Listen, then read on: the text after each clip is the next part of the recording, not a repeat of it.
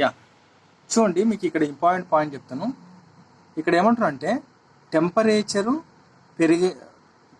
పెరిగినప్పుడు carbon dioxide తగ్గినప్పుడు రుబిక్సో అనేది ఆక్సిజన్తో కలిసి, అంటే ఆక్సిజన్ ఎక్కువ ఉన్నప్పుడు రుబిక్సో అనేది ఆక్సిజన్తో కలిసి ఫోటో రెస్పిరేషన్ జరుగుతుంది అని అంటున్నాడు. మన క్వశ్చన్ అడగొచ్చు, ఫోటో రెస్పిరేషన్ ఏ పరిస్థితుల్లో జరుగుతుంది అంటే మొక్కకు బయట టెంపరేచర్ పెరిగినప్పుడు మరియు వాతావరణంలో కార్బన్ డైఆక్సైడ్ శాతం తగ్గినప్పుడు. అప్పుడు కార్బన్ డైఆక్సైడ్ ఇప్పుడు ప్లాంట్కి బయట కార్బన్ డైఆక్సైడ్ శాతం తగ్గింది అంటే దాని అర్థమైంది, లోపల ఆక్సిజన్ కాన్సన్ట్రేషన్ పెరిగినట్టే కదా లెక్క. అప్పుడు రుబిక్సో యాక్ట్ చేసేది అట్లనమాట. టెంపరేచరు బాగుండాల. సో టెంపరేచర్ పెరిగినప్పుడు కార్బన్ డైఆక్సైడ్ కాన్సన్ట్రేషన్ బయట వాతావరణంలో తగ్గిపోయి ఉండాల. అప్పుడు ఫోటో రెస్పిరేషన్కి దారితీస్తుంది అంటున్నమాట. అది ఫోటో రెస్పిరేషన్కి దారితీస్తుంది అంటున్నారు.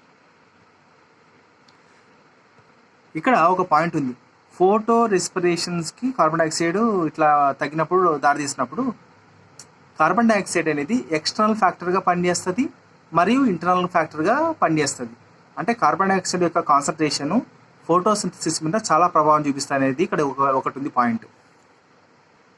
చూడండి, ఇక్కడ ఏమంటున్నారు చూడండి, ఫోటోసింథసిస్కు ఏవి ఎఫెక్ట్ చేస్తాయి అంటే మెయిన్గా ఇవన్నీ మనకు తెలుసు, పెద్ద విషయం కాదు. కార్బన్ డైఆక్సైడ్ ఎక్స్టర్నల్గా తగ్గినప్పుడు అంటే ఏంది, మనం ఇంతగా మాట్లాడుకున్నాం కదా, కార్బన్ డైఆక్సైడ్ వాతావరణంలో తగ్గింది అంటే ఇది ఇక్కడ కార్బన్ డైఆక్సైడ్ ఏమవుతుంది, తగ్గిపోయింది అంటే ఎక్స్టర్నల్ ఫ్యాక్టర్గా పనిచేస్తుంది కదా, ఎక్స్టర్నల్ ఫ్యాక్టర్గా పనిచేస్తుంది.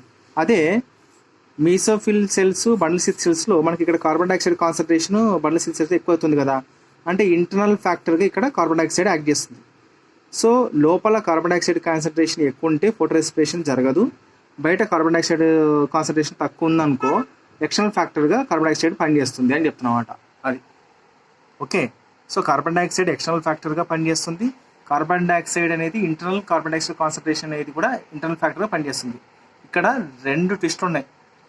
కార్బన్ డైఆక్సైడ్ ఎప్పుడు ఎక్స్టర్నల్ ఫ్యాక్టర్గా పనిచేస్తుంది ఫోటో రెస్పిరేషన్లో అంటే ఈ సమయంలో అంటే ఇది మొక్కకు బయట వాతావరణంలో కార్బన్ డైఆక్సైడ్ యొక్క కాన్సన్ట్రేషన్ తగ్గినప్పుడు.